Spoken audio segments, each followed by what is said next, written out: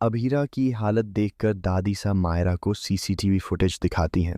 Serial ये रिश्ता क्या कहलाता है में इस समय हाई वोल्टेज ड्रामा चल रहा है, जहां अभीरा की हालत देखकर दादी सा एक बड़ा कदम उठाती हैं और मायरा व अरमान की आंखें खोल देती हैं। जी हां दोस्तों, अपकमिंग ट्रैक में देखने को मिलता है कि अभीरा का प्लान पूरी तरह से फ्लॉप हो जाता है और सबके सामने ये बात आ जाती है कि मुसीबत की वजह मेहर है। ये सब कुछ मेहर ने ही किया होता है ताकि अरमान और मायरा उसे हमेशा के लिए इस घर से निकाल दें, और यह प्लान सच में काम भी कर जाता है।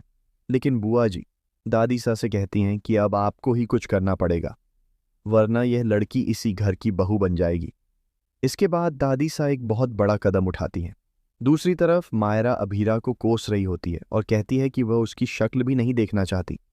वह कहती है कि कल ही यह शादी हो जानी चाहिए। इस पर दादी सा उस समय तो चुप रहती हैं, लेकिन जैसे ही शादी की रस्में शुरू होती हैं, दादी सा मायरा की नफरत देखकर सब समझ जाती हैं। उधर मायरा अरमान और अभीरा का कमरा सजा रही होती है। तभी दादी सा वहां आती हैं। सब कुछ देखकर वह उस वक्त चुप रहती हैं, लेकिन सोचती हैं कि आर्यन कब सीसीटीवी फुटेज लेकर आएगा। जैसे ही मंडप में रस्में शुरू होती हैं, आर्यन आकर दादी सा को पेन ड्राइव दे देता है। इसके बाद दादी सा कहती हैं, मेहर रुको, हमारे घर की सबसे बड़ी रस्म अभी बाकी है, हम तुम्हें कुछ दिखाना चाहते हैं।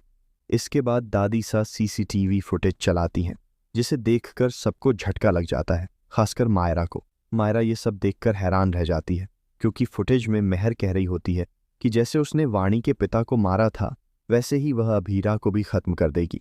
यह सुनकर मायरा को जोरदार झटका लगता है।